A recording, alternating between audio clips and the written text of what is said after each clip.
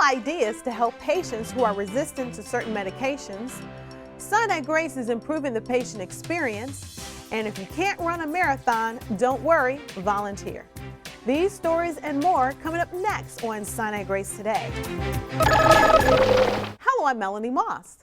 The Wayne State University School of Medicine and the Detroit Medical Center are offering a class on antimicrobial resistance, including management, prevention, and therapeutic strategies. The conference is open to physicians, nurses, and other healthcare professionals and will be held on October 15th from 8 a.m. to 5 p.m. A registration fee of $90 includes breakfast, lunch, and parking. For directions and to register, call 215-353-2477. When it comes to patient care, Sinai-Grace wants to be on top of its game. In October, you'll see some improvements as to how we move patients throughout the hospital. Vanguard has invested $1.3 million for a teletracking software upgrade. From transport to housekeeping, nursing to OR, along with most testing units, employees will now be better able to track a patient and their whereabouts. We're the first hospital in the DMC to receive the software upgrade. Be sure to check Sinai-Grace today for information on upcoming training classes. And it's time to lace up your running shoes. DMC volunteers are needed for the Detroit Free Press Marathon on October 16th.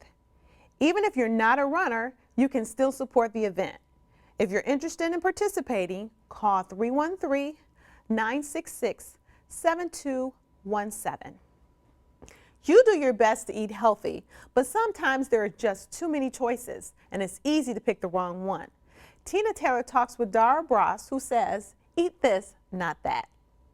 Many of us are in a hurry for breakfast and lunch, so it's really easy to grab those things that are just familiar to us or easy to grab on the go. But did you know that making some simple swaps can save you a load of fat and calories? I'm here with Dara Bross, a registered dietitian, to give us some tips on how we can make some easy substitutions. Let's start with breakfast. Walk me through what our typical breakfast is and an easy substitution for that. Okay. Our typical breakfast, especially here at Sinai-Grace, would be a couple fried eggs or cooked however you want on the grill, some bacon, and some hash browns, and maybe a donut. Okay, this is my typical Saturday morning breakfast, I have to admit. Okay. Yeah. Maybe not the donut all the time, but... You may need to make some changes. Okay, so tell me what I can do differently. Well, on this one, this is much healthier choices. We have 2 hard-boiled eggs, so you're still getting eggs, turkey sausage patties, which are lower in fat and sodium, a nice cup of fresh fruit, and some whole grain toast. Okay, and so tell me the calorie difference between the two. Well, this breakfast here with the fried eggs is about 800 calories. This breakfast with the hard-boiled eggs and the fruit is about 400 calories, so roughly half. That's amazing, and obviously there's plenty of food there. You'll definitely be full, but you're saving a lot of calories. So let's talk about lunch. I know one of the favorites is always a burger, but not always the best choice. So walk me through what we have for lunch versus a better choice for that. Okay, so our typical lunch would be a cheeseburger with everything on it down here, a nice big serving of French fries, and maybe a piece of pie for dessert. Okay.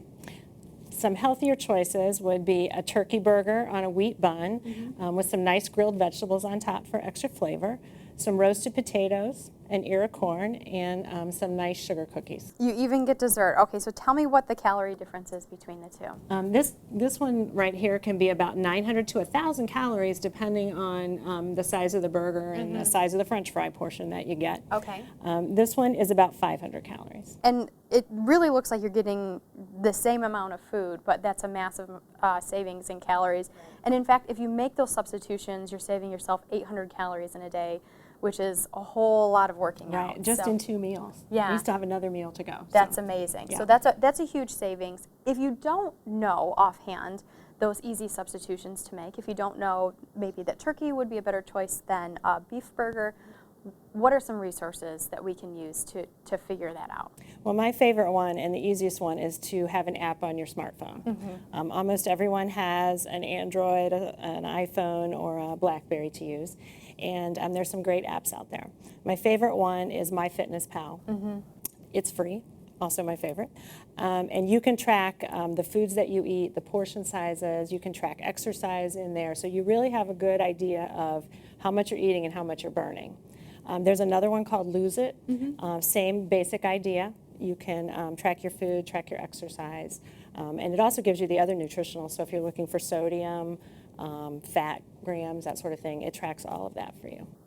And of course, if you're here at Sinai-Grace, you can always ask a friendly dietitian. Absolutely. Thanks for being here with us today and giving us these great tips, easy tips to make. I'm Tine Taylor for Sinai-Grace Today.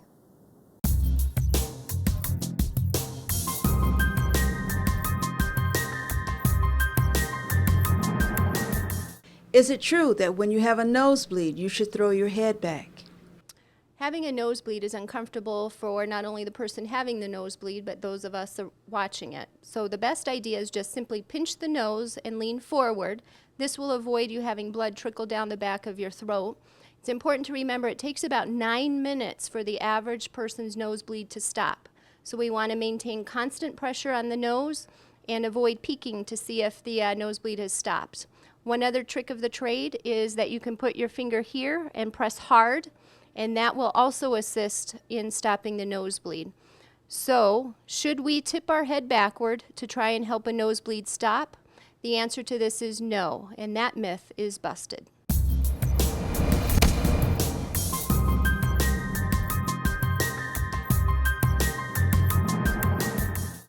For these stories and more, you can visit our Facebook and YouTube pages for every episode of Sinai-Grace Today.